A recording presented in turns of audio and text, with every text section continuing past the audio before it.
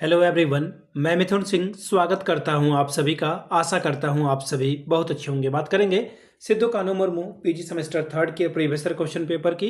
Paper था आपका history का पेपर नंबर 9 और ये इलेक्टिव पेपर है। 2022 में आपकी परीक्षा संपन्न हुई थी। आगे बढ़े उससे पहले मैं आपको बता दूं पिछले 5 साल के जितने भी प्रीवियस ईयर क्वेश्चन पेपर हैं सारे क्वेश्चन पेपर की पीडीएफ आपको 69 रुपीज में अवेलेबल करा दी जाएगी। दूसरी बात, सजेशन आपको 199 रुपये में प्रोवाइड कर दिया जाएगा। अब ये सजेशन क्या होता है?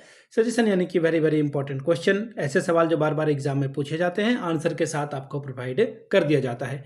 अब ये यहाँ से आपको मेरी ईमेल आईडी आपको दिख रही होगी, yourmithunSingh@gmail.com पे आप मुझे मेल कर सकते हैं। इंस्टा पे अगर आप हो डू फॉलो मी @iMithunSingh। बाकी आप मुझे व्हाट्सअप कर सकते हैं 7979054474 पे। तो चलिए हिस्ट्री वाले क्वेश्चन पेपर को हम लोग देखेंगे कि किस तरह का सवाल यहाँ पर हिस्ट्री में पूछ लिया गया था।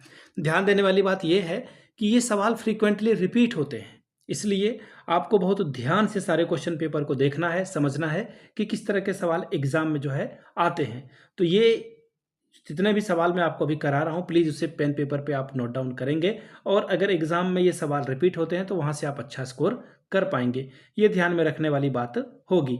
तो चलिए आगे बढ़े। उससे पहले मैं आपको बता दूं पेपर जो है आपका वो 3 घंटे का होगा। 3 आवर्स में आपको ये कंप्लीट करना है। दूसरी बात, 70 नंबर का ये पेपर है, तो ये ध्यान में रखना ज़रूरी है कि आप 70 नंबर जो है ओवरऑल आप यहाँ से स्कोर कर सकते हैं। ठीक है जी। अब आगे देखिए क्या बातें और बताई गई है यहाँ पर, वो देख लेते हैं हम लोग।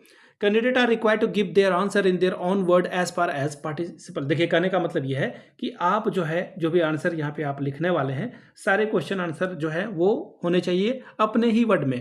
कहने का मतलब है बुकिश लैंग्वेज वगैरह से अगर आप लिख लेते हो या फिर आप स्टैंडर्ड लैंग्वेज का इस्तेमाल करते हो तो वो काम में नहीं आएगा। अदरवाइज आपका जो है नंबर बहुत कम आ रहे हैं आजकल के टाइम में। उसकी वजह यही है कि आप जो है कहीं से छाप ले रहे हो या फिर रट ले रहे हो, इससे नंबर आपको नहीं मिलेगा। अपने शब्दों में आसान भाषा में समझाने की कोशिश आपको करनी है। ठीक है, चलिए अब यहाँ से हम लोग आगे बढ़ेंगे और देखेंगे कि किस तरह के सवाल एग्जाम में पूछे गए थे। यहाँ से देख लीजिए, ऑल क्वेश्चंस आर, सभी प्रश्नों के उत्तर दें। और यहाँ पर आपको जो है पहला जो क्वेश्चन है देखिएगा, क्वेश्चन नंबर 1, यहाँ पे 7 सवाल आपसे पूछे जाएंगे और हर एक के लिए 2-2 अंक आपको मिलेगा। ठीक है, ये ध्यान में रखिएगा और इसको जो है आपको ठीक करके बनाना है। 7 सवाल बनेंगे और आपको हर एक सवाल के सही जवाब के लिए आपको 2-2 अंक दिया जाएगा। सवाल देखिए क्या बोला गया है। क्वेश्चन नंबर 1, बिरसा मुंडा पर संक्षिप्त में टिप्पणी करें।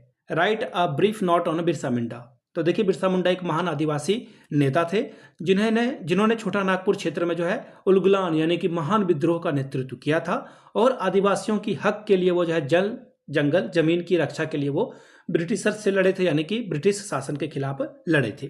नाना साहब कौन थे? हुवाज नाना साहब। तो नाना साहब 1857 के विद्रोह करने वाले नेताओं में एक प्रमुख नेता ये भी थे और ये जो पेशवा बाजीराव हैं उनके दत्तक पुत्र थे और उन्हें कानपुर में विद्रोह का नेतृत्व किया था। किन्होंने? नाना साहब ने। अगला सवाल देखिए क्या है। How were the Indian subject to racial discrimination by the British ruler. British शासकों के द्वारा भारतीयों के साथ किस प्रकार नस्लीय भेदभाव होता था? तो देखिए ब्रिटिश शासक जो है भारतीयों के साथ कई अलग अलग तरीके से नस्लीय भेदभाव किया करते थे। उदाहरण के तौर पर आप समझ लीजिए कि न्याय व्यवस्था में भेदभाव होता था। क्लब में, ट्रेन के डब्बे में आपको काले गोरे को अलग अलग प्रवेश करने का, या फिर किसी डब्बे में आप तो प्रवेश ही नहीं कर सकते थे, आप बैन थे।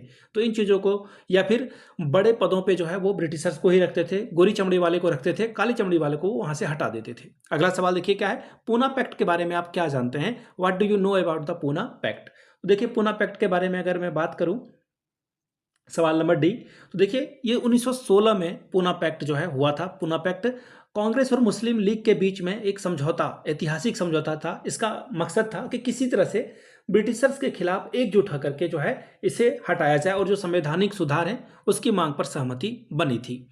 सवाल नंबर अगला, What were the two major differences between moderate and extremist group of the Congress. Congress के 2 धड़े थे, एक तो उदारवादी और उग्रवादी खेमे। इनके बीच अंतर क्या है? तो देखिए ये लोग याचिका करते थे। कौन? उदारवादी। ठीक है, इसमें गांधी जी भी आते हैं। याचिका प्रार्थना करने में विश्वास रखते थे, जबकि उदारवादी जो है स्वराज के लिए प्रत्यक्ष संघर्ष, यानी कि जो है ब्रिटिश साम्राज्य को अधिक से अधिक नुकसान पहुंचाया जाए, यहाँ पे हिंसा करने की भी छूट थी। ठीक है, इसलिए जो है ये, और उग्रवादी जो है ये चाहते थे पूर्ण स्वराज दिया जाए। ठीक है, जबकि ये जो है चाह रहे थे कि चलो किसी तरह से जो है अंदर खाने से भी जो है सरकार बन जाए लेकिन काम चले। अब अगला होम रूल आंदोलन पर एक संक्षिप्त में टिप्पणी लिखिए। Right a short note on home rule. देखिए, होम रूल के ऊपर में जानने से पहले दो नामों को ध्यान में रखिएगा, एक एनी बेसेंट और दूसरा बाल गंगाधर तिलक। 1916 में ये चलाया गया आंदोलन था, इसको ध्यान में रखिएगा।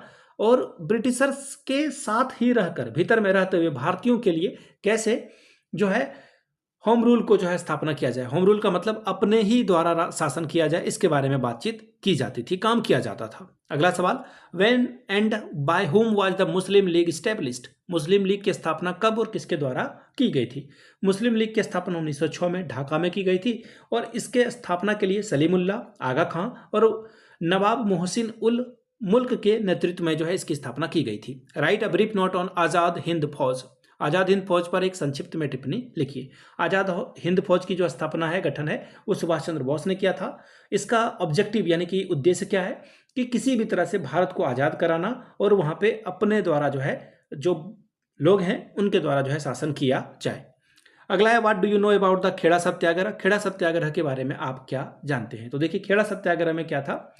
खेड़ा सत्याग्रह से पहले एक सवाल छूट गया, what was the Gandhi Irwin pact. Gandhi Irwin pact क्या है? तो देखिए 1931 में, देखिए इतिहास यानी कि डेट, तो 1931 में महात्मा गांधी ने महात्मा गांधी और वायसराय लॉर्ड इरविन के बीच में जो है एक समझौता हुआ, एक जो है दोनों के बीच में सहमति बनी कि आप जो है सविनय अवज्ञा आंदोलन को स्थगित कर दीजिए और सेकेंड राउंड टेबल सम्मेलन में जो है आप आइए, आपको बराबर का हक दिया जाएगा। राउंड टेबल मतलब गोल, जहाँ पे कोई भी हेड नहीं होता। देखना, आप मूवी वगैरह में खाना खाओगे तो एक लंबी मेज होती है, यहाँ पर जो है घर का हेड या फिर मुखिया पावरफुल आदमी, और यहाँ पर सेकंड मोस्ट पावरफुल, और इधर जो है बैठे हुए लोग रहते हैं, ये कम पावरफुल होते हैं। लेकिन राउंड टेबल में जो है कोई भी पावरफुल नहीं होता है।